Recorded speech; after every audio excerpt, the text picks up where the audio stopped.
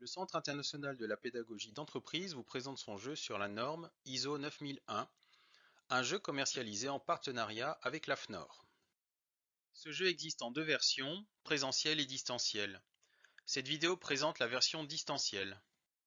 Le jeu a pour objectif de s'approprier la norme ISO 9001.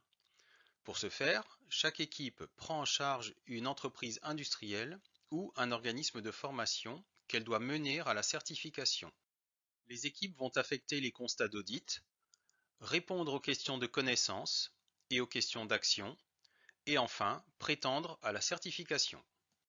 Les objectifs pédagogiques du jeu figurent ici, mettez sur pause pour les lire.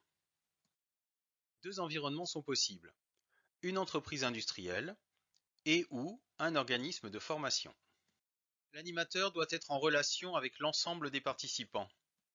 Ceux-ci sont répartis en équipes et on peut constituer autant d'équipes qu'on le souhaite. Chaque équipe doit pouvoir travailler sans être entendue des autres équipes. L'animateur peut collaborer avec chacune des équipes. Les logiciels nécessaires sont une connexion à distance, Excel et PowerPoint. Les équipes doivent faire certifier leur entreprise. Cette démarche passera par la maîtrise des exigences de la norme. Les équipes prennent connaissance de leur entreprise et notamment des constats relevés par un cabinet conseil. Ceux-ci mettent en avant les manquements de l'entreprise aux exigences de la norme. Il existe une liste de plusieurs constats par service. Le premier travail des équipes consiste à affecter chaque liste de constats à un service. Pour ce faire, chaque équipe glisse le nom du service en face de la liste de constats correspondante. Ce travail se fait en sous-commission. Voici un exemple de liste de constats. Mettez sur pause pour le lire entièrement. À la fin du travail, la correction est commentée en plénière et un fichier avec le corrigé est envoyé aux équipes. Le jeu requiert un nombre pair d'équipes. En revanche, le nombre de participants par équipe n'est pas contraint. À tour de rôle, chaque équipe choisit un service sur lequel elle souhaite être interrogée, mais toutes les équipes devront y répondre.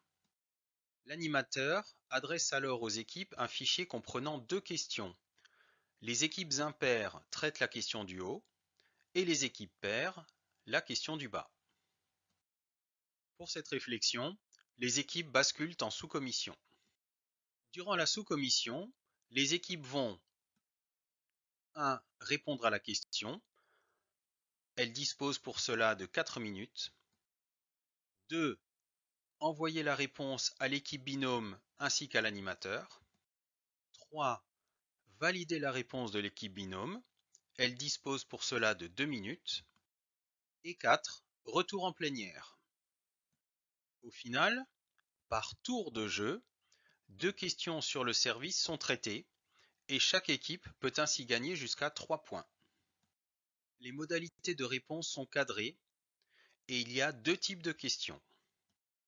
Les questions connaissance, on y répond par le numéro de la réponse, le chapitre de la norme concernée et les exigences concernées. Les questions action requièrent les mêmes éléments de réponse avec en plus le constat de la situation actuelle justifiant l'action. L'équipe adresse ses réponses à l'équipe binôme et à l'animateur. Voici 2 exemples de questions connaissance.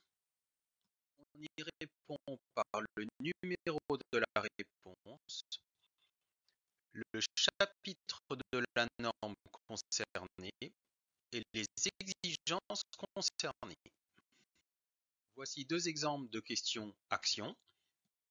On y répond par le numéro de la réponse, le chapitre de la norme concernée, les exigences concernées et le constat de la situation actuelle justifiant l'action. Pour répondre, les équipes s'appuient sur 2 documents. D'un côté, la norme bien évidemment, puisque le but précis de cette formation est de la parcourir, de la comprendre et de se l'approprier. Et d'un autre côté, un tableau croisant les services de l'entreprise et les chapitres de normes associés. Ce tableau est très pédagogique car il permet de faire rapidement le lien entre un service et les chapitres qui s'appliquent à ce service. Lorsque suffisamment de points sont gagnés par les équipes, à l'appréciation de l'animateur, les entreprises sont sur la voie de la certification. Pour être certifiée, une équipe doit répondre correctement à un ensemble de 7 questions. Si elle répond du premier coup, elle gagne 10 points. Cet audit peut être réalisé en synchrone pendant la séance distancielle ou entre deux séances, c'est-à-dire en asynchrone. L'animateur dispose d'un tableau de bord dans Excel lui permettant le suivi des gains. La première équipe à avoir investi tous les services gagne un bonus de 8 points. L'équipe gagnante est celle qui obtient le meilleur score, addition des points de chaque question, du bonus éventuel et des points de l'audit. Voici les principaux concepts abordés tout au long du jeu. Le jeu comprend un guide d'animation présentant les modalités de mise en œuvre du jeu, ainsi que les modalités d'animation du jeu.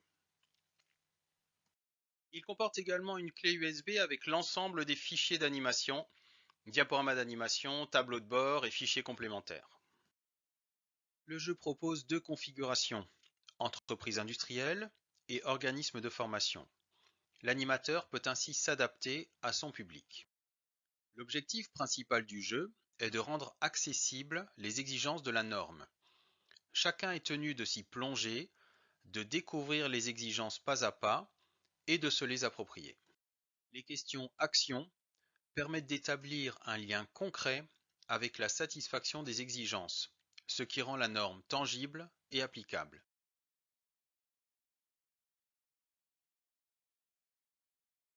Voici quelques témoignages de personnes ayant vécu le jeu. Mettez sur pause pour en prendre connaissance. Nous sommes à votre écoute pour répondre à vos demandes et pour vous présenter le jeu en détail. N'hésitez pas à nous contacter. Merci de votre attention.